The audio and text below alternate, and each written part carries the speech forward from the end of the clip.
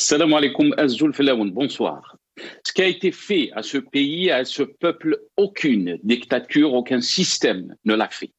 A-t-on vouloir asservir et humilier un peuple, il arrive un jour à franchir le mur de la peur et retrouver son honneur et sa dignité. Le Hirak a franchi une étape jamais égalée dans l'histoire des luttes pour la liberté et la démocratie dans notre pays. Je ne vais pas parler dans cet édito du coronavirus, mais bien de cette corona humaine qui a fait plus de dégâts, de morts, d'exilés et de laissés pour compte depuis l'indépendance et qui continue de sévir jusqu'à aujourd'hui. Le peuple algérien est engagé pour le changement, un changement radical, mais avec des moyens pacifiques, avec le souci de préserver notre peuple et notre pays. On ne veut plus de drames, de disparus, de terroriser, de massacrer, d'assassiner. Le Hirak veut et œuvre pour une révolution tranquille et pacifique. Cela a besoin de temps, le temps de l'union des forces du changement, le temps de la prise de conscience collective pour le changement, le temps du rassemblement et de la mobilisation. Le peuple milite pour le changement de système, de ses hommes et de ses pratiques, pour un idéal démocratique. Après un échec électoral, le hat-trick, comme on dit au football, depuis le 12-12, le régime est en quête de légitimité. L'enjeu du pouvoir est d'instrumentaliser toute élection pour se remaquiller, retrouver une certaine crédibilité et légitimité. Il réussit toujours à imposer son calendrier, mais n'arrive toujours pas à se relégitimer. Les vrais opportunistes, ces candidats sans scrupules qui ont tourné le dos à l'histoire et au peuple. Une campagne qui a montré le visage hideux de ces opportunistes qui gravitent autour du gang, dans le seul espoir de se remplir les poches et d'assurer une nouvelle rente avec un salaire de député et de faire des affaires avec cette fonction tant convoitée et que les Algériens ont baptisée par El Hafafat, les coiffeuses, des opportunistes qui sont prêts à lever leurs mains et jambes. Ils représentent tout sauf le peuple.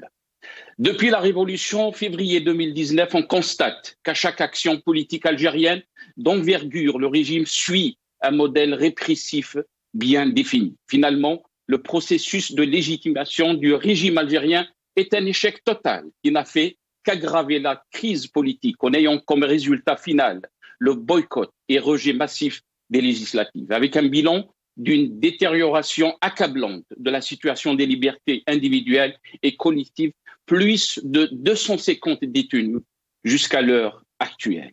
Toutes ces étapes ratées du pouvoir en place laissent tous les indicateurs sociaux, économiques, sanitaires, financiers de plus en plus dans le rouge, signalant la précarité, l'incertitude, la colère et le saut vers l'inconnu. La mise en échec du pouvoir n'était possible que grâce à la résilience de la révolution pacifique. Il est vital de préserver cette mobilisation. L'Algérie traverse une période très critique de son histoire. En plus d'une crise politique profonde, d'une crise économique chronique, s'ajoute à une situation chrysogène qui peut secouer les fondements de notre nation. Des politiques économiques incohérentes. Quand on entend le Premier ministre, M. Jarrad, nous dire ceci. J'ouvre la parenthèse. Nous vivons aujourd'hui dans un monde où se succèdent les inventions et les évolutions dans les domaines des technologies, de l'information, des sciences de la vie, de la fabrication intelligente et des énergies renouvelables, a-t-il, et il nous appartient d'agir de manière proactive pour nous adapter à la vague déferlante de la révolution scientifique et numérique et de la transition industrielle, d'explorer de nouveaux moteurs de croissance et des voies innovantes de développement pour faire face à tous ces défis de manière à rattraper les pays développés. Je ferme la parenthèse. Extraordinaire. Un détail qui me tracasse, Monsieur Jarrad, comment que ça se fait que l'Internet a été coupé aujourd'hui? La question qui se pose, le peuple algérien. Oui, on a coupé l'Internet pour l'épreuve de bac qui débute aujourd'hui jusqu'au 25 de ce mois. Et oui, c'est tout le peuple qui passera son bac. Ainsi a décidé le régime.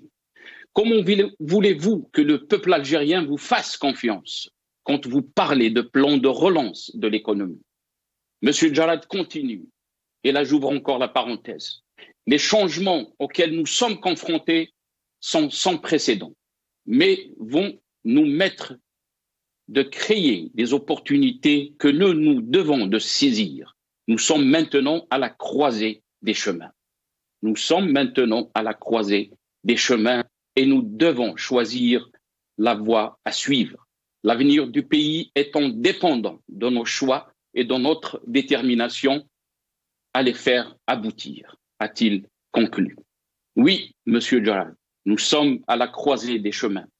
D'un côté, un régime qui utilise tous les moyens pour se pérenniser au détriment de notre pays, et de l'autre côté,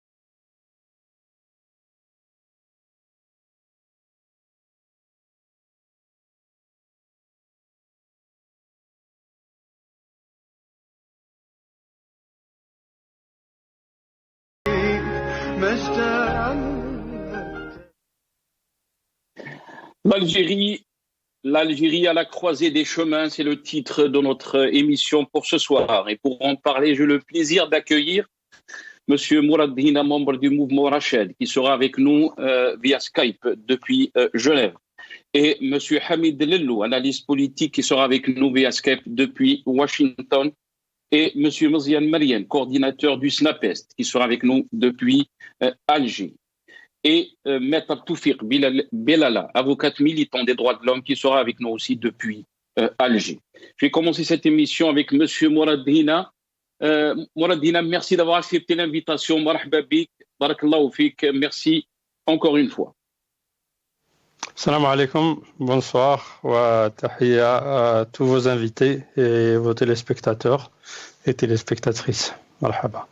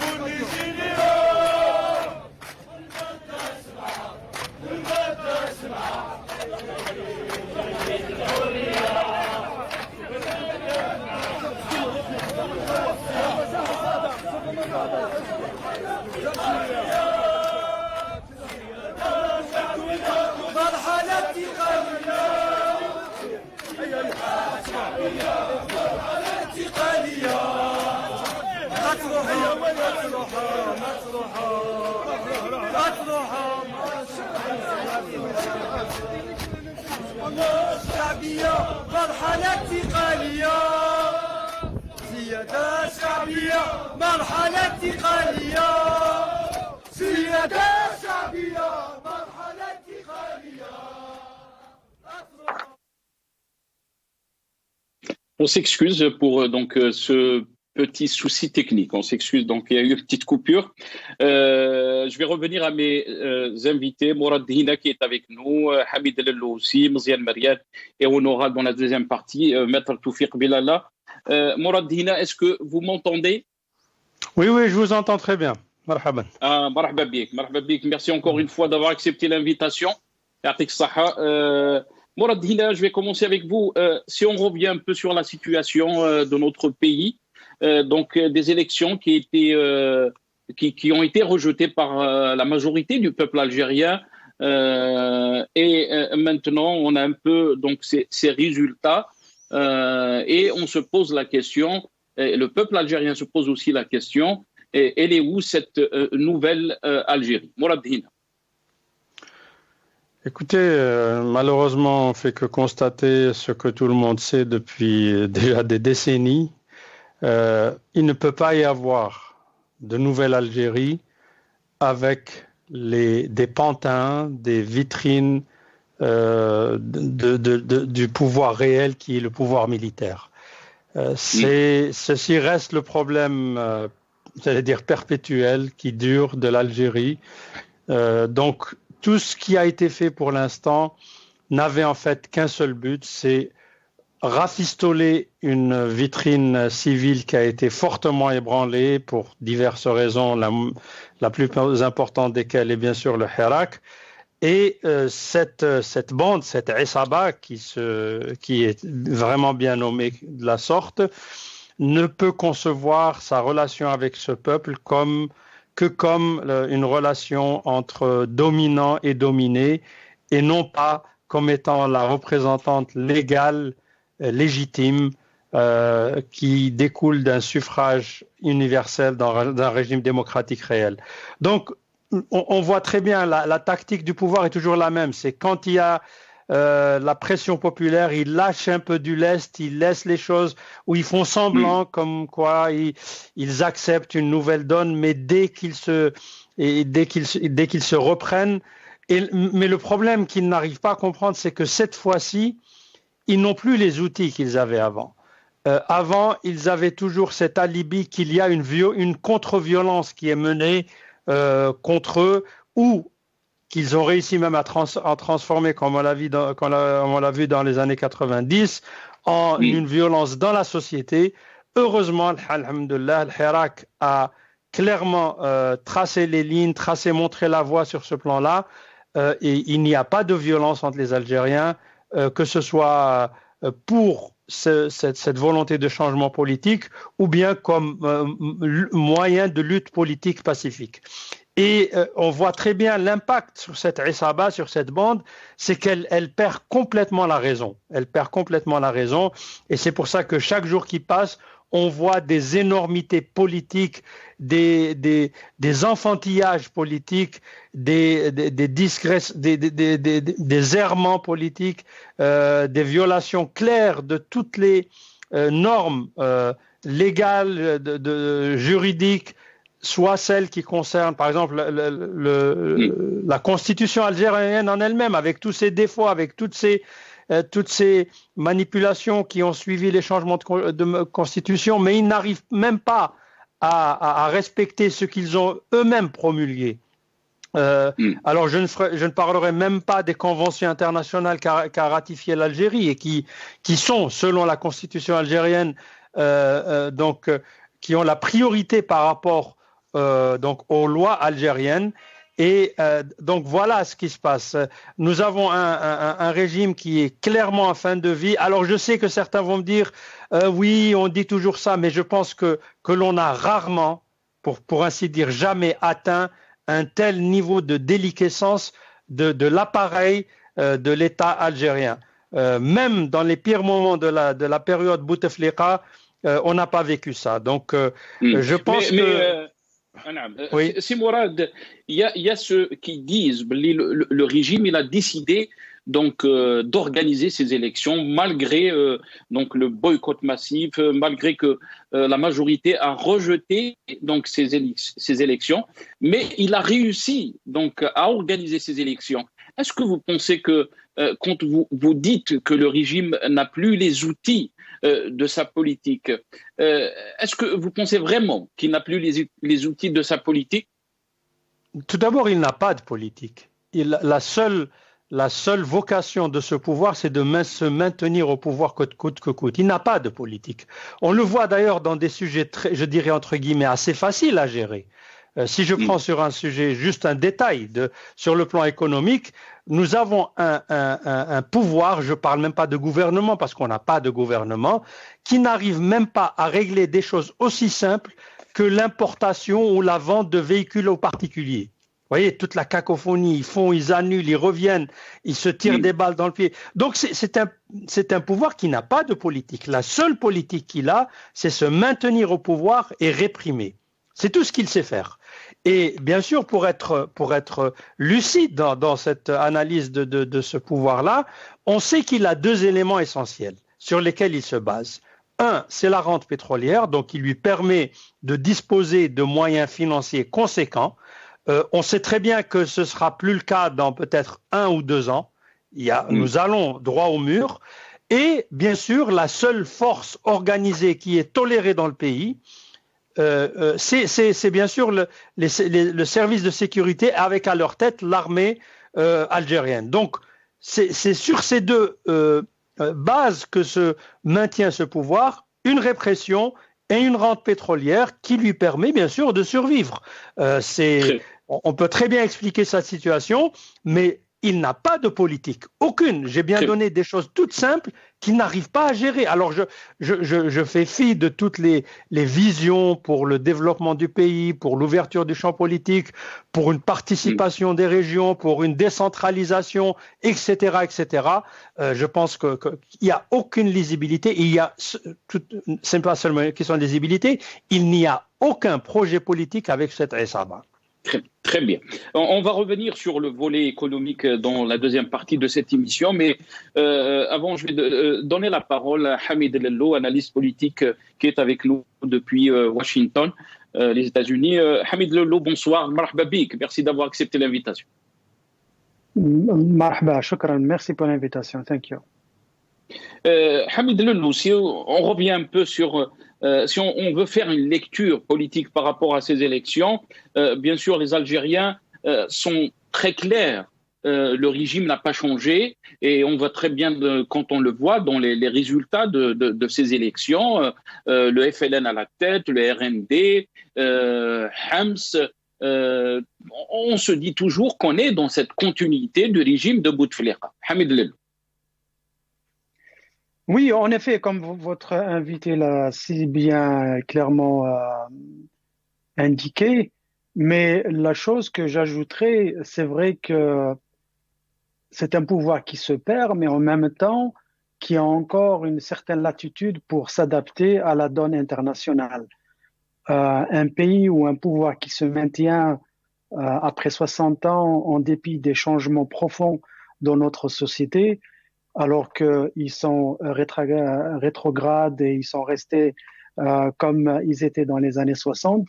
Le point le plus important, je pense, à mon avis, ça c'est l'analyse que je donnerai, le fait qu'ils arrivent à se maintenir en dépit de la transformation de notre société, du refus total et du rejet de la population, c'est qu'il y a un apport extérieur. L'Algérie, comme tout autre pays, ne peut pas vivre en autarcie. On fait partie du monde, on fait partie d'une grande famille. Et s'il n'y avait pas cet apport international, cet aval, cette acceptance ou acceptation de l'extérieur, le régime ne tiendrait pas longtemps. Et à mon avis, ce changement ou cette adaptation s'est faite sur le dos du peuple, bien sûr, et le pouvoir a dû donner quelque chose, a dû vendre quelque chose, a dû laisser quelque chose aux autres, de façon à ce qu'il n'y ait pas de refus direct et frontal de la société internationale. On a vu le Quand vous G7, dites, on a vu... quand vous parlez des autres, vous voulez dire les puissances internationales, les puissances étrangères. Très Les bien. puissances étrangères, la France, les États-Unis, même la Russie et la Chine, elles se retrouvent en Algérie. Chacun trouve son compte et laisse ce pouvoir faire. Et en contrepartie, ils doivent avoir quelque chose. Un avenir proche nous dira si cette analyse tient la route ou pas. Mais on sait que le changement ou l'amendement de la Constitution a été clair et l'essentiel, il y a eu deux points essentiels. Hamid El-Lou, c'est une question qui est très importante que vous venez de poser. Vous êtes dit que l'avenir nous dira est-ce que cette approche est juste alors que tous les indicateurs sont en rouge, Hamid El-Lou, et il y a même une peur. On avait même entendu lire les déclarations de l'ancien ambassadeur des États-Unis en Algérie, qu'il avait donc parlé d'une situation très inquiétante et que le peuple était dans une dynamique pour le changement radical en Algérie. Est-ce que vous pensez, quand Mourad Dhina nous dit que nous allons droit au mur, est-ce que ce n'est pas un risque aussi pour ces puissances étrangères? Absolument. Quand je dis l'avenir nous dira si cette analyse, cette approche est réelle ou vraie ou non, c'est que on va avoir des conséquences matérielles et palpables, entre autres aller droit vers le mur parce que la situation économique et sociale vont se dégrader. Moi, quand je dis l'avenir proche nous dira ça, c'est que avant ça, on va voir est-ce qu'il y a eu cet accord, on parle de cet accord entre le diable et le Satan, l'Algérie qui va laisser envoyer son armée à l'étranger, entre autres au Mali et en Libye. Et si cette chose-là, cette politique se concrétise, ça veut dire que toutes les analyses qui ont été mises sur place, au point, vont confirmer encore davantage d'autres conséquences. C'est-à-dire toute politique étrangère ou interne, qu'elle soit bonne ou mauvaise, elle a des répercussions et on peut les voir, on peut les matérialiser. Ça se passe pas en une semaine ou deux, ou même ça se passe en plusieurs étapes et ça prend plusieurs mois, sachant que le pouvoir jouit encore d'un certain matelas de dollars et il peut se permettre de faire certaines choses ici et là. Maintenant, vous faites référence à cet article que j'ai lu, l'article de l'ancien ambassadeur des États-Unis en Algérie. Encore, c'est un élément qui est très intéressant parce que quand ils sont dans l'office, comme on dit, quand ils sont au pouvoir, ces mêmes personnes disent que en poste, ils disent que tout va bien, parce que la France et les États-Unis maintenant, pour que vos téléspectateurs comprennent un petit peu la perspective américaine vis-à-vis de l'Algérie, c'est un grand, pour eux, je cote ces cotations de ce qui a été dit par Blinken et aussi le DoD, le département de la défense américaine. L'Algérie est un grand partenaire stratégique dans la sécurité dans la région. Donc pour eux, donc ça, c'était les déclarations du secrétaire d'État. C'est le secrétaire d'État qui dit que l'Algérie, c'est un grand partenaire stratégique dans la sécurité, c'est-à-dire la lutte contre le terrorisme. Et l'ancien ambassadeur avait dit donc exactement l'élection en Algérie accentue les divisions politiques. C'est ce qu'il avait vraiment déclaré Robert Ford. Continuez votre analyse. Il peut dire maintenant Robert Ford, il peut dire ce qu'il veut. Il fait plus partie du gouvernement. C'est un citoyen. Comme tout le monde, il a le droit d'expression parce que aux États-Unis, il faut savoir une chose, les gens du gouvernement, les officiels et les militaires, ils ont une certaine période de transition où ils se taisent, ils disent rien du tout. Une fois passé, je pense, 1 à 3 ans, toute l'information qu'ils ont devient obsolète. Donc, ils disent, OK, maintenant, vous pouvez vous exprimer. Maintenant, il peut dire ce qu'il veut. Vous posez la même question à l'ambassadeur qui va arriver en Algérie, elle va dire quelque chose de complètement différent. Elle va s'aligner sur la politique américaine qui, pour le moment, voit en Algérie, au pouvoir algérien, comme un partenaire stratégique fiable pour justement pallier à cette insécurité grandissante dans la région. C'est ce qu'ils disent. Et quand je parle de sécurité, c'est sécurité au niveau militaire, le bassin méditerranéen, le Sahel, le trafic, etc., l'immigration clandestine. Ils mettent tout ça dans le même paquet. Très bien. Restez avec nous, Hamid Lello. Mziane Mariane qui est avec nous. Marhaba bik, c'est Mziane Mariane, coordinateur du SNAPEST. Bonsoir. Merci d'avoir accepté l'invitation. C'est Mziane. Bonsoir et merci pour l'invitation. Bonsoir à tous ceux qui nous écoutent. Mziane Mariane, quelle lecture peut-on faire après ces élections? Vous êtes je peux dire, un chevronné syndicaliste. Comment peut le régime résister au changement? Hamid Lello a parlé de ce facteur étranger, donc des puissances étrangères qui sont là, qui donnent leur aval, qui soutiennent ce régime. Mais est-ce que vous pensez que ce soutien est suffisant pour qu'il tienne, Mziane Mariane?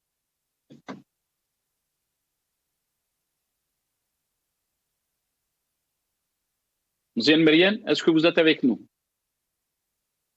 On l'a perdu, on me dit, on a perdu Mziane Mariane. Je vais revenir à Mourad Dina. Sur cette question, Mourad Dina, j'aimerais avoir votre avis. Est-ce que vous pensez donc que le régime peut tenir avec cet aval des puissances étrangères, où il est dans une situation de faim, comme vous l'avez dit. Le Hirak est toujours là. On a vu les Algériens sortir vendredi 122 dans plusieurs villes. Certes, dans d'autres villes, ils ne sont pas sortis en force parce qu'il y a eu de la répression. Qu'est-ce que vous en pensez, Mourad Dina? Je ne pense pas que le point essentiel soit ce soutien supposé ou réel de puissances étrangères. Les puissances étrangères ont des intérêts et sur ce plan-là, les États ne se font pas de cadeaux. Donc là où il y a quelque chose à prendre, ils vont le prendre. Bien évidemment, avec un pouvoir faible qui est aux abois, qui, comme je l'ai dit, n'a aucune politique, qu'elle soit interne ou externe. La déclaration de Tebboune sur ce qu'il comptait faire, entre guillemets, en Libye, je ne sais pas si elle doit nous faire rire ou elle doit nous faire pleurer, parce que là, on se dit que soit c'était grave et là, pourquoi il n'a pas intervenu, soit pourquoi il le dit maintenant, et quel type d'intervention, c'est du n'importe quoi. Alors, les puissances étrangères font faire en sorte que leurs intérêts prévalent, quitte à ce que ce soit aux dépens des intérêts du peuple algérien. Ils ne vont pas défendre nos intérêts, ça, il ne faut pas se leurrer. Ils ont devant eux un pouvoir sans légitimité et l'histoire est connue, l'histoire de l'humanité. Quand vous avez un pouvoir qui n'est pas légitime et qui n'est pas reconnu et soutenu par son peuple, il devient un vassal des forces étrangères. C'est-à-dire que tout ce qu'il va faire fera en sorte qu'il va essayer d'obtenir l'agrément de telle ou telle puissance sur tel ou tel dossier et il n'a pas le choix que d'accepter ce qu'on va lui dicter. Par contre, moi je ne pense pas que sur le fond, ces puissances soutiennent vraiment sur le fond ce régime parce que même eux, ils savent très bien que c'est un régime dangereux, c'est ce qu'on appelle des États hybrides, des États où tout peut s'effondrer et si vous voulez, pour être pragmatique, je dirais que pour eux, le problème n'est pas vraiment même pas le Hirak pour eux. Le problème, c'est la lutte des clans. Quand vous avez le chef ou les chefs successifs des postes de sécurité les plus importants dans le pays, qui se retrouvent d'un jour ou l'autre donc emprisonnés et accusés de tous les maux que l'on veut, là, les pays sérieux se posent des questions sur ces. Pour eux, ils ont en fait devant eux une mafia. C'est une mafia qui peut faire des coups bas, des coups sales, qui fera du mal à son peuple. Ils vont la gérer comme telle, mais ils ne vont pas la soutenir sur le fond.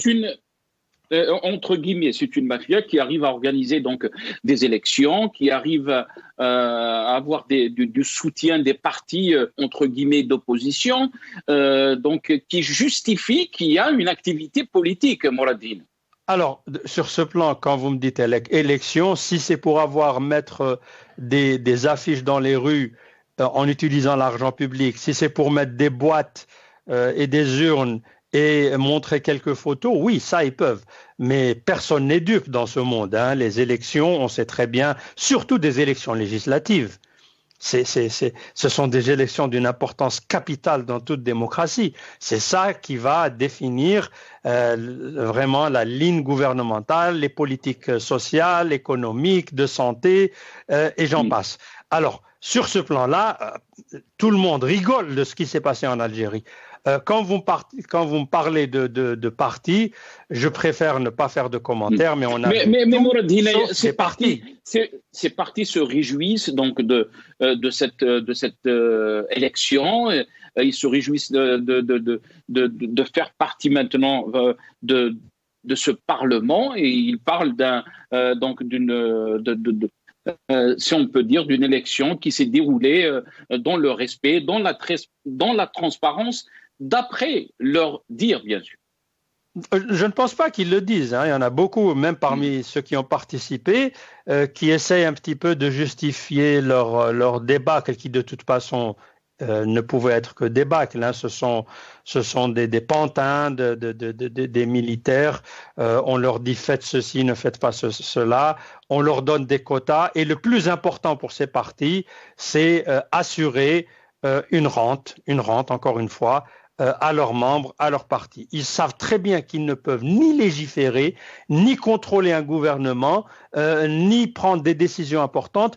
Peut-être, on les appellera pour une chose qui est apparemment déjà décidée.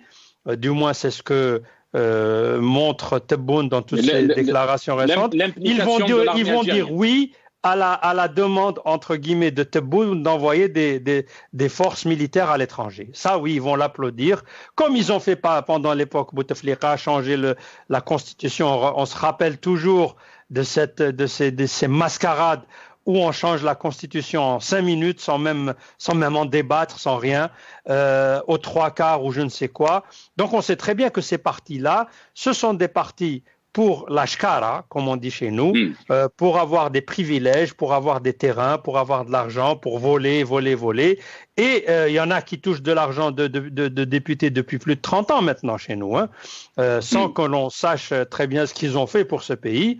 Donc, si vous voulez, la voie de ce pouvoir ne m'importe plus personnellement. Je pense par contre, pour être raisonnable et poser les vraies questions, le défi, il se pose aux Algériennes et aux Algériens qui ont peur pour leur pays et qui veulent agir. C'est-à-dire pour la voie du Hirak. Et c'est ceux-là qui doivent maintenant agir dans le bon sens. Mais ce pouvoir, je pense qu'il ne mérite même pas qu'on en parle. Très bien. Reste avec nous, Mouradine. Je pense qu'on a de retour Mziane Mariane. Mziane Mariane, est-ce que vous m'entendez? Mziane Mariane? Les techniciens me disent qu'on a un vrai problème avec nos invités en Algérie, des coupures d'Internet. C'est récurrent qu'on perd donc nos invités, malheureusement. Mziane Mariane, est-ce que vous êtes avec nous? Non, il n'est pas avec nous. On l'a perdu. Hamid Lelou, je vais revenir à vous. Alhamdoulilah, qu'il y a des invités qui sont à l'étranger. Sinon, on va perdre tous nos invités s'ils étaient en Algérie aujourd'hui. Hamid Lelou, si on revient un peu, bien sûr, sur cette question économique et qui est aussi, est-ce qu'on peut dire que c'est un facteur qui est déterminant pour la survie de ce régime face à une situation économique qui est très difficile, bien sûr. Abdelaziz Jarrad nous parle de plan de relance économique qui devra préserver le caractère social de l'État, alors qu'on sait très bien que c'est des politiques incohérentes qui ont été donc menées depuis 62 par rapport à ce secteur. Hamid Lelou. Oui, c'est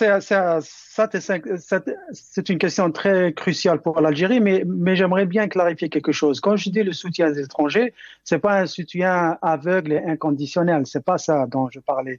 On a eu beaucoup d'expériences dans d'autres pays étrangers où les Américains et les Occidentaux soutiennent un régime pendant 10, 20, 30, 40 ans jusqu'à ce que le régime tombe et il change de partenaire. Donc, ce qui va se passer en Algérie. Et c'est là la chance pour le Hirak pour montrer que le Hirak peut, ou bien le peuple, une Algérie libre et indépendante peut être un partenaire fiable pour la région, pour les États-Unis, pour beaucoup de monde. Ça, c'est juste une clarification. Je suis pas en train de dire que la balle est dans le camp de l'étranger, qu'il n'y a que l'étranger qui va décider de la destinée de l'Algérie. Ça, c'est juste pour les clarifications. Maintenant, pour l'économie, bien sûr, bien sûr. Et on s'attend à ce que la Banque mondiale et le FMI vont taper à la porte et ils vont venir avec leur programme de restructuration. Ils vont imposer des conditions pour pour soutenir l'économie algérienne, pour avoir plus de dettes. Et ça, c'est inévitable. C'est inévitable, on y arrive. Et maintenant, les plans de relance dont Gérard parle, il y en a eu plusieurs avant lui. Ça n'a rien donné. Au contraire, ça a enfoncé l'économie nationale qui est basée sur le pétrole. Et quand il s'agit de développer des entreprises, même des PME, comme ils disent, ou bien des startups, c'est beaucoup de copinage. Et je vais donner un exemple très, très concret et qui concerne les Algériens et de ce qui se passe aujourd'hui, par exemple, au niveau de l'Internet. Les coupures d'Internet, tout le monde croit que c'est le gouvernement qui fait les coupures. Moi, je ne pense pas. Je ne pense pas que ce soit le gouvernement. Je pense que c'est un problème économique. Donnez-moi 2 minutes, je vais expliquer ça. Allez-y. Il y a eu des coupures d'Internet aujourd'hui, Hamid El-Lou, parce que c'est le début du bac. Oui. Cette coupure, elle va durer presque 5 jours. Donc, on peut dire que tous les Algériens vont passer le bac pendant 5 jours. Je vais vous démontrer que ces coupures étaient préméditées, mais pas par le pouvoir. C'est ça le point que je veux faire. C'est par qui alors, Hamid El-Lou, si c'est pas par le pouvoir? Voilà, ben je vais vous le prouver, je vais vous le montrer. L'Internet, comment que ça marche? L'Internet, c'est Algérie Télécom. L'Algérie Télécom, elle a l'Internet, mais elle le reçoit de l'extérieur. Alors, soit par satellite ou soit par le câble fibre optique qui vient de Marseille et maintenant ils arrivent à travailler avec Valence qui vient de l'Espagne aussi. Le problème, les providers, comme on appelle, les providers, ils sont gérés par une entreprise qui est basée à Hong Kong, essentiellement. Elle détient 70 à 80% du marché mondial. Les partenaires algériens, ce sont des petites entreprises familiales comme celle de Koulinef, de Nazar et des autres. C'est eux qui font le lien entre l'Internet qui est reçu de l'étranger et Algérie Télécom. Eh bien, savez-vous que ces sociétés doivent des millions de dollars à ce provider qui est à Hong Kong. Et ce provider, pour recevoir son argent, et cette dette s'accumule, ils attendent la bonne occasion pour faire du chantage. D'ailleurs, qui est dans leur droit. Ils ont attaqué le ministère algérien en justice. Il y a une cour internationale de justice du commerce. Et bien sûr, ils gagnent tout le temps. Et cette fois-ci, ils ont dit on va le régler à l'amiable. Mais l'Algérie peine à payer parce qu'ils n'ont pas de liquidité, parce que c'est même pas Algérie Télécom qui leur doit cet argent. C'est ces sociétés qui, soi-disant, sont créées localement, qui n'ont pas de capacité technique ni financière. Ils font aussi de la sous-traitance avec d'autres sociétés et ainsi de suite. C'est pour ça que la qualité n'est pas bonne et le prix est très élevé. Alors, cette société, pour avoir son argent, elle fait du chantage. Elle attend des moments opportuns comme celui-là qui est très crucial pour imposer à l'Algérie de forcer ses partenaires économiques locaux pour payer leurs factures. Donc, c'est pas le gouvernement. J'aurais aimé que le gouvernement contrôle tous ces problèmes, les crée et les défait à sa guise. Non, c'est le pouvoir qui est pris à la gorge et ça vient de l'extérieur.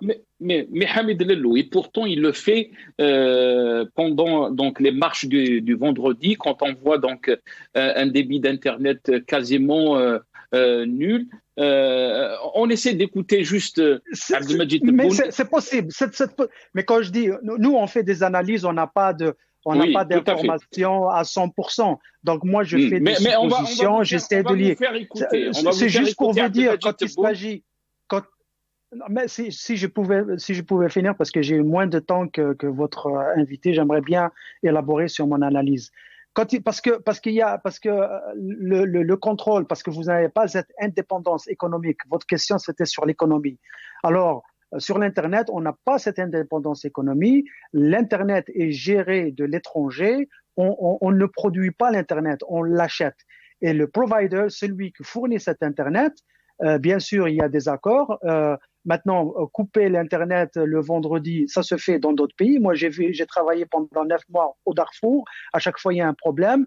Ils demandaient aux Chinois de couper l'Internet. D'ailleurs, pour nous, c'était un signal. Quand l'Internet est coupé, ça veut dire qu'il y a une activité des rebelles ou bien l'activité des militaires qui bougent à droite et à gauche. Moi, mon explication, c'est que j'aimerais bien que le pouvoir algérien puisse contrôler à 100% son économie, décide du moment d'ouvrir le robinet et de le fermer. Quand vous donnez au gouvernement cette possibilité, vous reconnaissez qu'ils ont cette capacité. Ils l'ont pas. C'est ça le problème. Mais on va revenir sur les déclarations d'Abdelmajid Tebboune par rapport donc à la coupure d'Internet, surtout quand c'est la période du bac. On peut argumenter, Hamid Lello, sur des pays qui achètent aussi l'Internet, qui produisent pas donc ce service et qui ont une meilleure connexion de l'Internet que notre pays et que notre pays a les moyens beaucoup plus conséquents que ces pays-là. On écoute Abdelmajid Tebboune et je vais revenir à mes amis. الامتحان الجاي ان شاء الله تاع البكالوريا تكون فيه امور تقنيه هو ما يشعرش بها. نوعد المواطن ان شاء الله بالاخص ابنائنا وبناتنا في الامتحان الجاي ان شاء الله تاع البكالوريا تكون فيه امور تقنيه هو ما يشعرش بها. ما تمس الانترنت، ما تمس الامور هذه، ما تمس يعني ابتداء من الباك القادم. الباك القادم تكون فيه في استعمال وسائل تقنيه عصريه التي تستعمل في الدول المتقدمه. ما يكونش فيه محاولات. Mourad Hina, si on revient sur cette question, on a entendu les déclarations donc Abdelmajid Tebboune par rapport à ces techniques, يعني تقنيات حتى يعني الطلبة ما يشعروش بهذه التقنيات. Et aussi la question économique par rapport à la survie de ce régime. On l'a vu dans les élections, il a utilisé des partis politiques pour essayer de montrer qu'il y a une activité démocratique, électorale et tout ça, mais il y a une réalité. Et la réalité, c'est la situation économique. Mourad Hina. Écoutez, moi, juste pour un peu abonder dans le même sens que c'est des États-Unis, le problème de fond qui se pose, parce que le problème n'est pas technique, il est sur la question de la gouvernance, c'est ça le problème. Ce régime, cette Issaba, cette bande, ne peut pas fonctionner d'une façon normale parce qu'elle n'est pas légitime, parce qu'elle n'offre aucune garantie de bon fonctionnement, dont toutes les personnes qui ont une certaine compétence, qui ont une certaine intégrité, qui ont un certain savoir-faire, ils vont éviter de se frotter à cette Issaba, ils vont pas travailler avec eux, ils ne peuvent pas. Et c'est pour cela que quand j'entends le passage que je vais passer de Tebboune, ou bien le fameux globe qui tournait de Mohamed Chorfi lors des élections, on se croit dans un cirque. C'est-à-dire que la chose la plus absurde, c'est quand une personne incompétente dans un domaine parle un langage de niveau tellement bas que ça devient risible. C'est comme si moi, je ne sais rien, je ne sais quoi en médecine, et je vais essayer de m'étaler sur des détails techniques de médecine qui vont faire rire les médecins. Quand j'entends Tebboune dire les étudiants vont voir une technique qu'on utilise dans les autres pays, mais il parle à qui? Ce n'est pas à lui de parler de ça. Un chef d'État, c'est une vision politique, c'est un courage politique, c'est d'abord une légitimité, c'est une relation forte entre lui et son peuple. Il n'est pas là pour nous parler de choses qu'il ne connaît pas. Il est nul dans ces domaines, il ne peut pas en parler. Et on ne lui en voudrait pas s'il n'abordait pas cette question. On ne va pas demander à un chef d'État de régler des problèmes techniques d'Internet ou de gestion de l'examen du baccalauréat. C'est ça le problème de nos. C'est comme un petit peu aussi les journaux télévisés de l'NTV où on nous montre pendant 20 minutes les exploits entre guillemets des forces de l'ANP. On essaie d'ébahir qui? Alors, des petits adolescents qui regardent, qui vont voir quelqu'un qui se bombe le torse, etc. Oui, peut-être. Mais chez des gens sérieux, ils vont vous rigoler à la face. Vous n'entendrez jamais un Premier ministre ou un président d'un pays qui se respecte et en avance techniquement, qui va parler de choses techniques. Et si on doit en parler, il va vous dire « je laisse la parole à tel professeur de tel institut, de telle université, qui va expliquer comment les choses vont se faire ». Je pense que tout ceci montre une certaine approche du pouvoir, c'est-à-dire que nous, on sait tout, on va faire, nous, on est les meilleurs du monde. C'est comme les inepties, j'allais dire, les idioties de Tebboune quand il parle du système de santé algérien qui est le meilleur en Afrique. Et lui, au premier bobo, il prend l'avion pour aller se soigner en Allemagne et dans d'autres pays. Ça fait rigoler qui? Ça ne fera pas rigoler les autres pays, les autres États, ils vont lui rigoler à la face, et ça fera surtout pleurer nos frères et nos sœurs en Algérie, qui eux ne trouveront même pas de quoi se faire soigner pour les choses les plus basiques. Alors ne parlons pas des cas les plus graves avec les cancers, etc.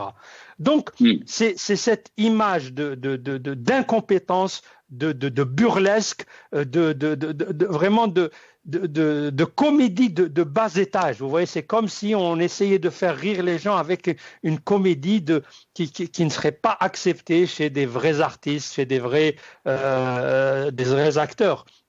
Et c'est tout ça le problème. Je vous rappelle que cette histoire vous parlez d'élections. La seule chose que pouvait nous montrer Ada Sharfi, il nous montre un globe sur un écran, il dit on contrôle tout. Vous voyez, même maintenant, voyez là il y a le Japon et le bureau de vote s'est fermé au Japon. C'est ça l'exploit de l'Algérie. Alors ce que disait mon collègue et mon ami de Washington, c'est vrai, alors qu'on n'est même pas maître de nos moyens de communication. C'est ça le drame. Mais quand Abdelaziz Jarrad Mouradina parle de la relance économique, qui dit qu'il devra préserver le caractère social de l'État, j'ouvre la parenthèse, nous vivons aujourd'hui dans un monde où se succèdent les inventions et les évolutions dans les domaines de technologie, de l'information, des sciences de la vie, de la fabrication intelligente et des énergies renouvelables. Il nous appartient d'agir de manière proactive pour nous adapter à la vague déferlante de la révolution scientifique et numérique et de la transition industrielle, explorer de nouveaux moteurs de croissance et des voies innovantes de développement pour faire face à tous ces défis de manière à rattraper les pays développés. On se dit qu'on est donc au Silicon Valley, Mouradine. Non, il va rattraper la course dans le sens inverse, lui. Il est en train d'aller vers les plus nuls. Vous savez, lui, c'est un politique. Il est censé être un politique. Sur des données concrètes, dans un pays qui se respecte, on le mettrait à la porte, Sada Jarrad. Sur des données très, très simples, très simples. S'il parle de la science, de développement, etc., vous savez, il y a un critère. Un gouvernement qui fait des progrès dans un pays qui se respecte dans le monde, c'est sa capacité à attirer les meilleurs cerveaux dans le monde dans son pays. Jarrad et son pouvoir de dictature font exactement l'inverse. Vous ne trouverez ni un Algérien, ni un étranger qui viendra en Algérie, sauf si l'Aral, Maqderch. Mais regardez le nombre des Algériens qui fuient leur pays, ceux qui ont des compétences. Ils n'ont aucune chance. Ce n'est pas parce que c'est des traîtres à leur pays, subhanallah. Ils n'ont aucune chance. On va les malmener, on va les maltraiter. Ils ont des politiques d'un autre âge ils ont des hommes politiques nuls, qui ne comprennent rien, qui sont arrogants. On se rappelle tous ces histoires de Ahmed Yahya, les burlesques de Sellal. Et Tebboune, c'est la même histoire. C'est la même école, c'est la même équipe, c'est le même mode de fonctionnement. Donc si Jarrad veut nous parler de science, on va lui dire, Jarrad, combien de personnes donc d'un certain niveau ont choisi de venir en Algérie pour faire leurs recherches en Algérie. C'est ça le critère politique. Si vous prenez un pays comme qui avance, n'importe quel pays dans le monde, vous allez trouver qu'il va tout faire pour attirer les meilleurs, les plus brillants, parce que c'est ça ce qui fait avancer la recherche, qui fait avancer la technique, qui fait avancer le bien-être d'un pays. Par contre, chez nous, c'est tout à fait l'inverse. On a des gens, des gens qualifiés, formés, qui en arrivent à prendre le floukal, harga yuhorbu min al-blad, à cause de gens comme Tebboune et Jarrad. Seulement à cause de ça. Il n'y a pas d'autre raison. C'est à cause d'une politique complètement désastreuse, d'une politique d'ignards, de médiocres, de personnes qui ne sont là que pour rabâcher des termes qui ne veulent rien dire de nos jours. Qui ne veulent rien dire. Et c'est ça le drame de l'Algérie. Donc, quand ces personnes-là parlent, il faut leur dire clairement, d'une façon tout à fait claire, que le problème, c'est vous. Le problème, c'est le politique qui s'impose sans aucune légitimité. Et quand on a un régime qui est pourri de cette sorte, on ne peut parler ni de prospérité, ni de science, ni d'économie, ni de culture, ni d'art, ni de rien du tout. Même le sport, même le sport, notre équipe nationale, son ancêtre, elle est formée où? Elle nous vient d'un autre pays.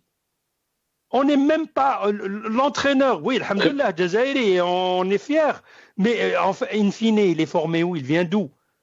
Et on a vu ce qu'il dit, même lui. Les coups bas, tout ce qui rentre dans le politique, dans la gestion, c'est une catastrophe avec cette Essaba. Elle est faite pour dégoûter, pour démobiliser, pour faire en sorte que les pauvres Algériens ne croient plus en rien. Et c'est pour ça que ce pouvoir doit partir. C'est lui le problème. Il ne peut pas être la solution. Très bien. Hamid Lelou, le pouvoir, c'est lui le problème. Il n'est pas la solution, nous dit Mourad Dina. Mais si on revient un peu sur les déclarations d'Abdelaziz Jarrad qui dit que nous sommes maintenant à la croisée des chemins et nous devons choisir la voie à suivre. L'avenir du pays étant dépendant de nos choix et de notre détermination à les faire aboutir. Quand on voit un régime qui n'a pas de légitimité, un pouvoir qui n'a pas de légitimité, la majorité des Algériens n'ont pas participé à cette élection, ils l'ont boycotté, une situation économique qui est très difficile. Est-ce qu'il a les moyens de survivre? Est-ce qu'il peut parler de politique d'économie quand il n'arrive même pas à gérer un bac, si on peut dire? Oui, il a raison quand il dit on a besoin de faire des choix importants, des choix pour l'avenir de nos enfants. Encore faut-il qu'il contrôle ses choix, encore faut-il qu'il ait le luxe de pouvoir le faire. Par exemple, pour répondre à cette question, on va dire quelle est la relation entre le politique et l'économie? Quelle est la relation? Est-ce qu'il y a une relation? En effet, il y a.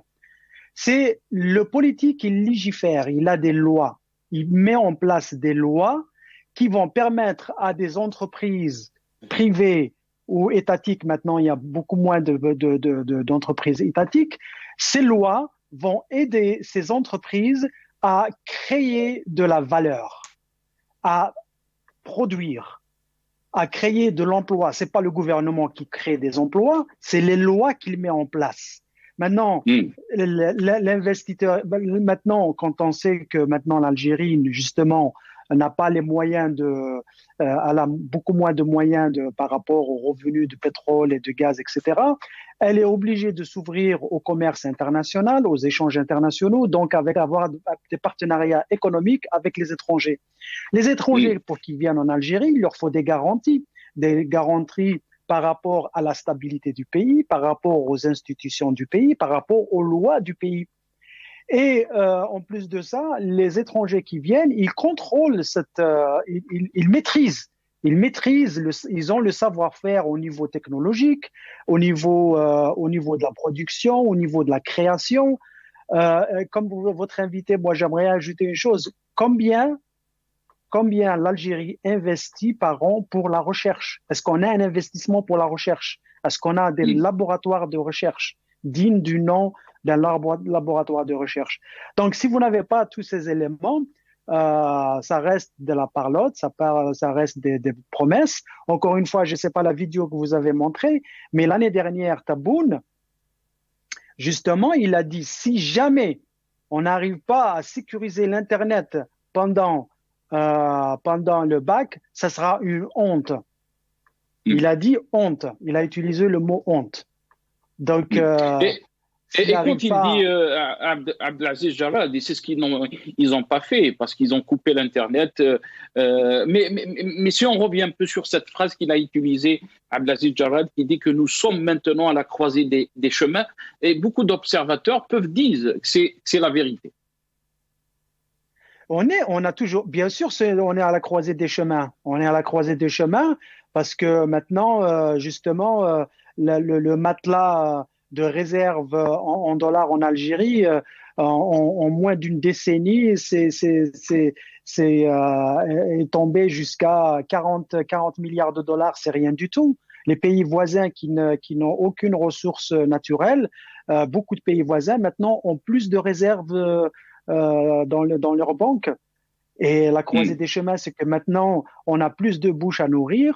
Il y a la crise économique mondiale, il y a une compétition qui est féroce. Maintenant, il va falloir être capable de fournir, capable de produire, capable d'être un partenaire aussi bien politique qu'économique. Et c'est pour ça, justement, ça c'est une opportunité pour le peuple algérien, pour le Hirak en particulier, de faire du marketing. Nous, le peuple, quand on aura l'indépendance, on va être ce partenaire fiable avec qui vous pouvez travailler sur le long terme, parce qu'avec le régime actuel, il n'y a pas de long terme. On ne sait pas ce qui va se passer. On a une rotation entre les mafias, comme votre invité l'a bien cité. On ne sait pas quelle mafia sera en place d'ici 1 ou 2 ans. Donc, tout ça, c'est la stabilité. S'il n'y a pas de stabilité politique dans un pays, les investisseurs étrangers ne viendront pas. La seule chose qu'ils vont faire, ils vont vous vendre. Ils vont vendre des choses, mais ils vont jamais investir. Quand vous voyez toutes les usines qui, soi-disant, ont été montées en Algérie, les voitures de montage qui ne dépassent pas c'est même pas 10%, c'est même pas 5%. Ce sont plutôt des usines pour gonfler les roues, parce que tout est fabriqué de l'extérieur. Il n'y a rien qui se fait en Algérie. D'autres pays qu'on ne citera pas, aussi bien en Afrique que dans les pays asiatiques, les premiers contrats sont au minimum à 40 à 45% de transformation. C'est-à-dire que oui, vous venez, vous mettez vos usines chez nous, mais il faut aussi ramener cette technologie qui va permettre à nos entreprises de fabriquer, ne serait-ce que la pièce détachée. On vous vend des voitures, mais après, vous n'avez pas de pièce détachée. La pièce détachée vous reviendra encore plus cher que le prix de revient de la voiture. Donc, le montage, et d'ailleurs, les chiffres ont été donnés par les organismes nationaux, le prix de revient d'une voiture importée est moins cher qu'un prix de revient d'une voiture montée sur place. Alors, si de cette manière vous voulez faire votre économie, bonne chance. Reste avec nous, Hamid Lello. Je pense qu'on a été rejoint par Maître Mohamed Daït Mimoun, qui est avocat militant des droits de l'homme. Depuis Alger, on a beaucoup de difficultés à voir nos invités, comme je l'avais dit, à cause donc des coupures d'Internet. L'avocat Mohamed Daït Mimoun est avec nous. Merci Mohamed Daït Mimoun d'avoir accepté l'invitation. Marhaba bik. Bonsoir à vous Nasser, bonsoir à El Magharibia et à vos téléspectateurs aussi. Merci beaucoup. Merci Maître d'avoir accepté l'invitation. Bonsoir à vous. Si on revient un peu très rapidement, Maître, sur donc l'après-élection, le régime a pu mobiliser ses partis, si on peut dire entre guillemets, donc pour faire passer ce simulacre d'après les Algériens qui ont boycotté ces élections.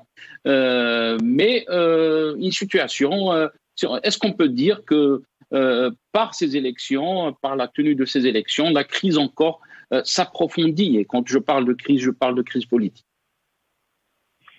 Nassar, il faudrait d'abord rappeler les Algériennes et les Algériens, et toute l'opinion nationale notamment, que d'abord le pouvoir n'a pas réussi dès le départ à mobiliser les Algériens et même les partis politiques qui font allégeance au pouvoir, au système, dans la confection des listes, ça a été difficile pour lui d'avoir même des listes électorales pour participer aux élections. La preuve en a été lorsque le pouvoir avait décalé la date butoir pour le dépôt des dossiers de candidature. Donc c'était déjà difficile dès le départ, parce que les partis politiques, notamment ceux qui faisaient allégeance au pouvoir, n'étaient pas sûrs d'eux, d'autant plus que le Hirak avait pesé lourdement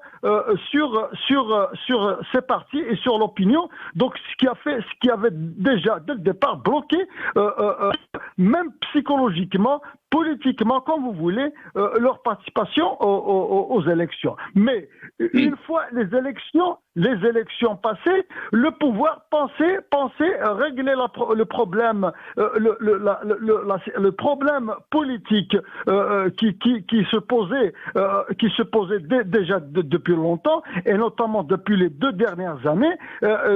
Dire le problème de légitimité qui est encore davantage posé avec acuité. Pourquoi ? Parce que il faut savoir que non seulement un électorat qui est estimé selon les chiffres officiels à 25 millions d'électeurs et dont 20 millions, un peu plus peut-être de 20 millions ont boudé les urnes. Donc au plan électoral, il faut savoir que 80%, plus de 80% ont rejeté les élections législatives. Et encore, il faut rappeler encore une fois que le Hirak, ce n'est pas l'électorat. Le Hirak, je l'avais dit à travers un certain nombre d'interventions que j'avais faites sur justement votre chaîne, justement, à travers différentes émissions, où j'avais dit, d'autres l'ont dit, le Hirak, ce n'est pas l'électorat. Le Hirak, c'est aussi les mineurs qui sont citoyens et citoyens, qui ne sont pas spécialement ou là, automatiquement dans le corps électoral. Donc le Hirak, c'est 40 millions d'Algériens, à peu près 38, 39, 40 millions d'Algériens qui rejettent le système politique, qui rejettent le régime qui a imposé des élections législatives au peuple algérien. Donc je crois que le problème de l'illégitimité est toujours posé, mais il est posé encore davantage avec plus de sérieux parce que le pouvoir qui pensait gagner les Algériennes et les Algériens à travers sa feuille de route, à travers notamment les élections législatives, il aura consacré définitivement son échec à travers une élection qui a été boudée.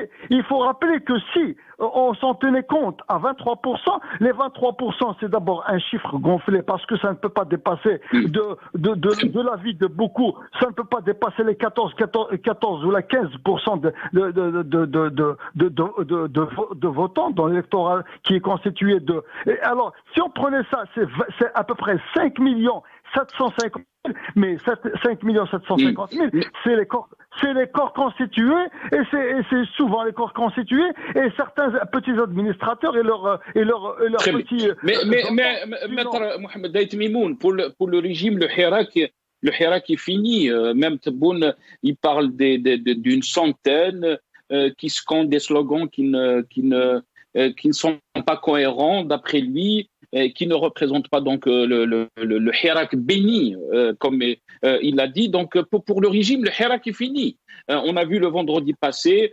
des manifestations à Tizi, à Bjaya, peut-être moins dans d'autres villes. Est-ce que pour vous, le Hirak est en difficulté ou au contraire, il est toujours là et comme l'ont qualifié les Algériens, le Hirak fikra ou le fikra latam. Maître Mohamed Daït Mimoun. Écoutez, mon cher ami Nassar, D'abord, nous opposons au régime quelque chose que lui-même a donné comme preuve. Nous allons discuter les chiffres. C'est quantifié maintenant. Il a fait le test, il a sondé le peuple algérien, et il faut savoir que c'est lui-même qui a donné les chiffres, même si on admettait si on pouvait admettre que ce chiffre est réel. Disons qu'il y a 23% qui ont voté. Je dis bien que 23% représentent 5 750 000 électeurs sur 25 millions.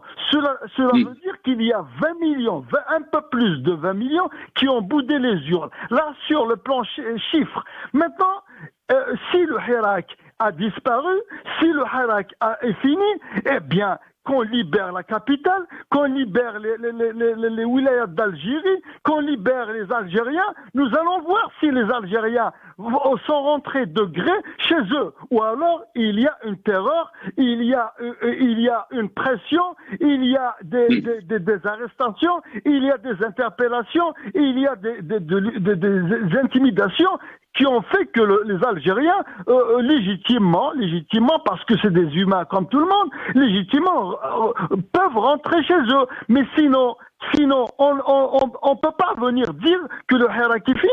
Nous nous basons sur des éléments réels. Nous disons d'abord, il y a les chiffres. Il y a les chiffres. Si c'était l'inverse qui se serait produit, 80%, 70, 60 ont voté aux élections, même s'il y avait fraude, on pouvait se targuer d'avoir fait voter 60%. À la limite, on aurait dit que 40% auraient boudé et la majorité aurait admis ce pouvoir. Mais le chiffre que lui-même a donné, 30%, il revient, il nous parle de 23%. Même si on considère que les 23% sont réels, mais supposons que ce soit le cas. Je dis, je rappelle, 20 750 000 électeurs. Et sur le plan de la réalité, que les Algériens peuvent rentrer chez eux légitimement parce qu'il y a violence. Très bien. Merci à vous, Maître Mohamed Daït Mimoun, avocat militant des droits de l'homme qui est avec nous depuis Alger. On s'excuse. Beaucoup de difficultés donc à avoir nos invités depuis Alger à cause donc de ces coupures de l'Internet. Il ne me reste pas beaucoup de temps. Je vais donner la parole à Hamid Lelou. Je vais terminer avec vous, Morad Hina. Si on revient un peu sur le Hirak, on a parlé beaucoup sur le régime, la situation économique, les pratiques de ce régime, mais on revient aussi sur le Hirak, sa détermination. La diaspora est sortie aujourd'hui en France, un peu partout aussi dans les pays européens pour donc toujours dire que le Hirak est là.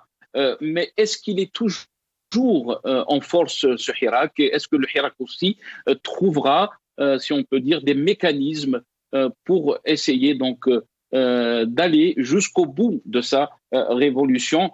Hamid Lelou. Trouver ces mécanismes, ça c'est une question très très importante.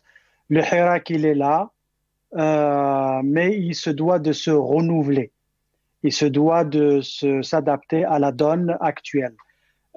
Souvenez-vous, au début, en 2019, quand vous dites, Hamid Lelou, très rapidement, quand vous dites la donne actuelle, qu'est-ce que ça veut dire? Est-ce que vous parlez de l'approche répressive qu'on a vue ces dernières semaines? On parle bien sûr de plus de 250 détenus, donc des hirakistes, la plupart, dont des journalistes, même des avocats. Est-ce que vous parlez de ça, Hamid Lelou?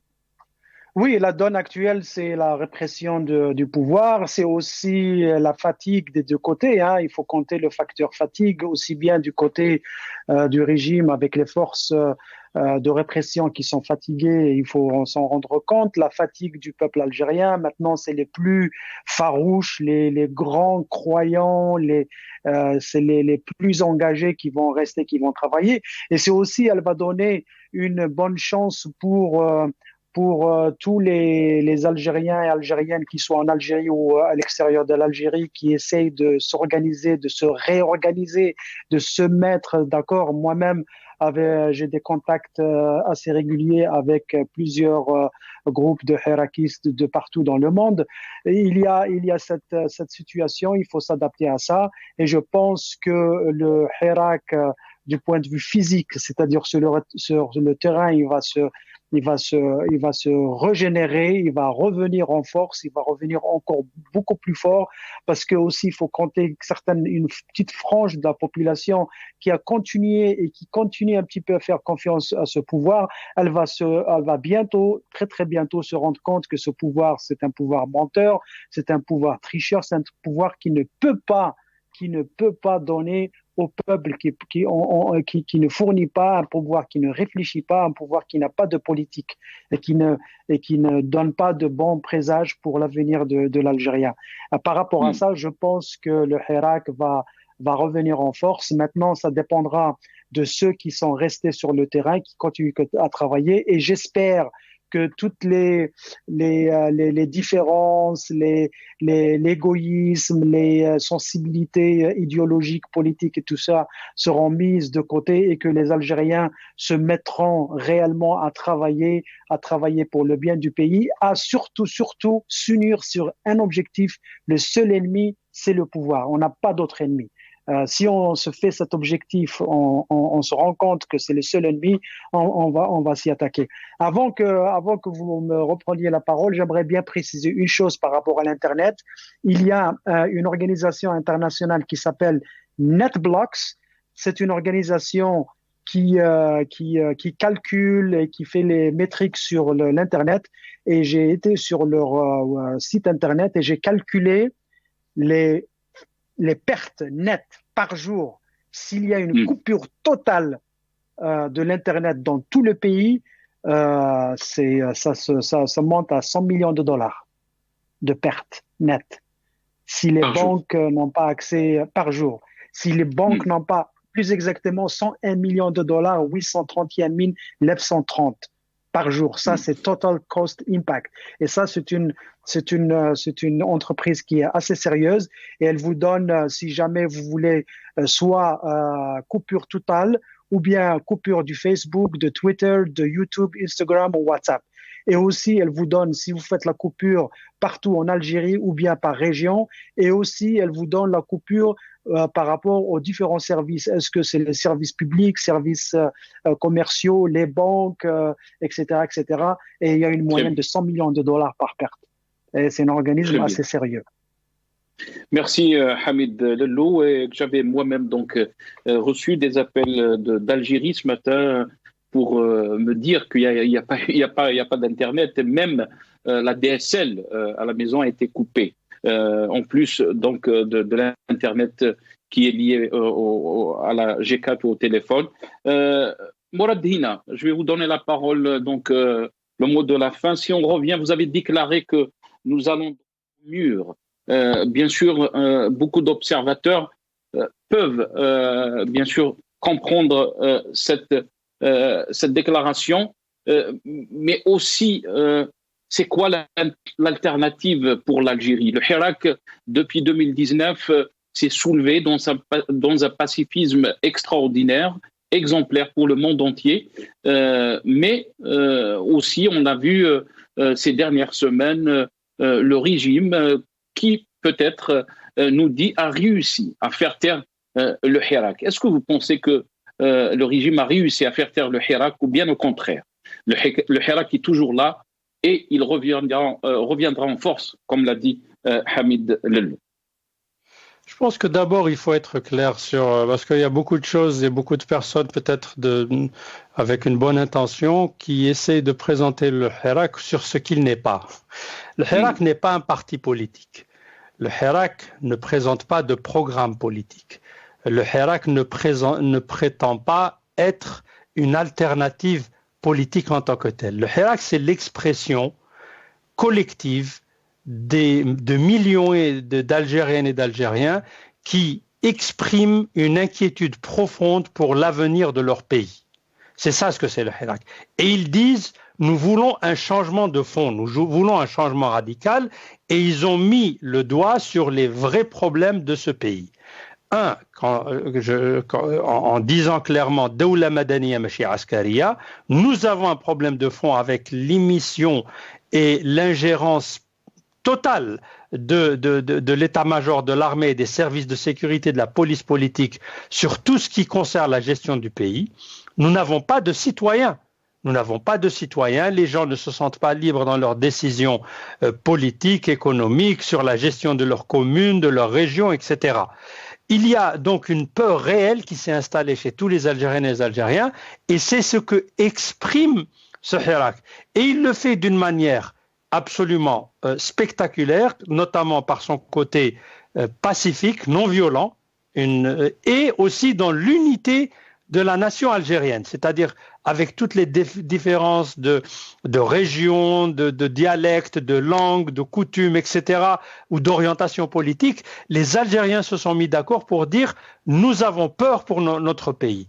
Maintenant, en face, on a quoi? On a une Issaba qui ne veut pas lâcher ce pouvoir et ne veut pas donner ses droits à ce peuple. Alors maintenant, je pense qu'il est maintenant temps, parce que ces 2 années et plus de 2 années qu'on a vécu avec le Hirak ont démontré qu'il y a une conscience politique collective très forte chez les Algériens.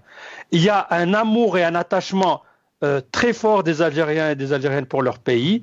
Il y a une volonté de souveraineté pour les Algériens. Ils n'acceptent pas qu'on leur dicte quoi que ce soit une dictature militaire ou bien une ingérence étrangère. Maintenant, il est temps que se fassent des propositions politiques qui viennent de la part de l'élite politique de ce Hirak. Il faut passer à autre chose. Est-ce que vous pas êtes avec l'intention de représenter le Hirak, parce que... Morad Hina, je vais vous prendre la parole. Est-ce que vous êtes en train de dire, en d'autres sens, qu'il faut donner du sens politique à ce soulèvement populaire? Non, le soulèvement populaire, il a donné le sens politique, il a tracé la voie. Maintenant, le comment le faire, c'est vraiment de l'ingénierie politique qui devra être prise en charge par ce que j'appelle l'élite politique dans le pays, que ce soit des syndicats, des associations de jeunes, des associations d'étudiants, des partis politiques, pourquoi pas, s'ils se réclament du Hirak d'une manière crédible.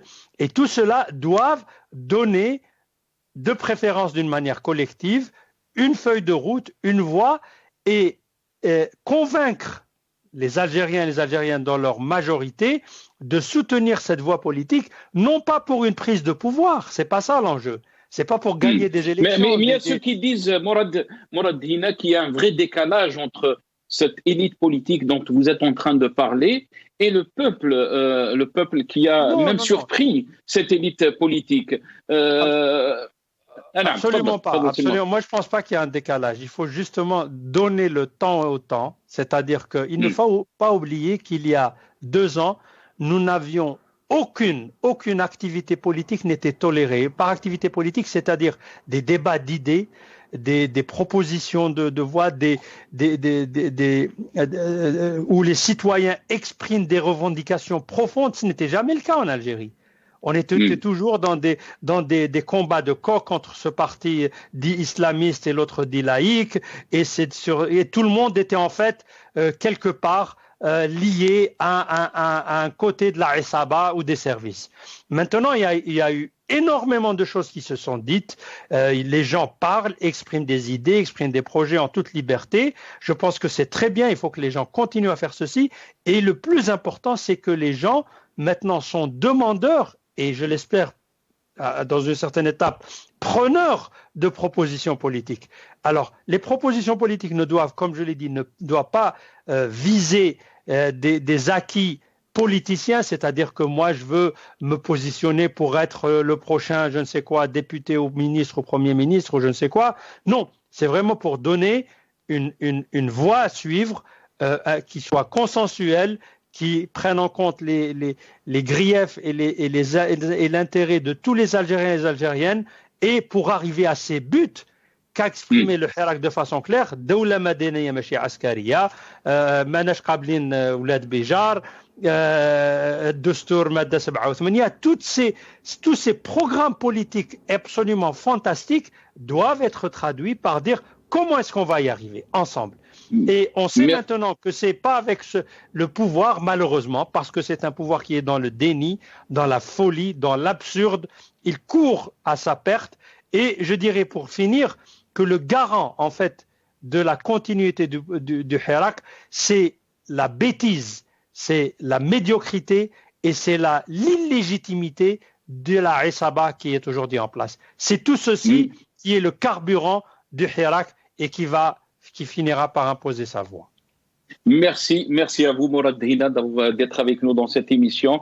Mourad Hina, membre du mouvement Rached, qui était avec nous via Skype depuis Genève. Merci à vous, Hamid Lellou, analyste politique, qui était avec nous depuis Washington via Skype. On s'excuse, on aurait aimé avoir Mziane Mariad, coordinateur du SNAPEST, mais malheureusement, à cause des coupures d'Internet en Algérie, on a eu donc un problème pour l'avoir dans cette émission. On a eu un problème aussi d'avoir Maître Toufiq Bilala, avocat militant des droits de l'homme. On remercie Maître Mohamed Daït Mimoun qui était avec nous dans cette émission. Merci à vous d'avoir suivi cette émission.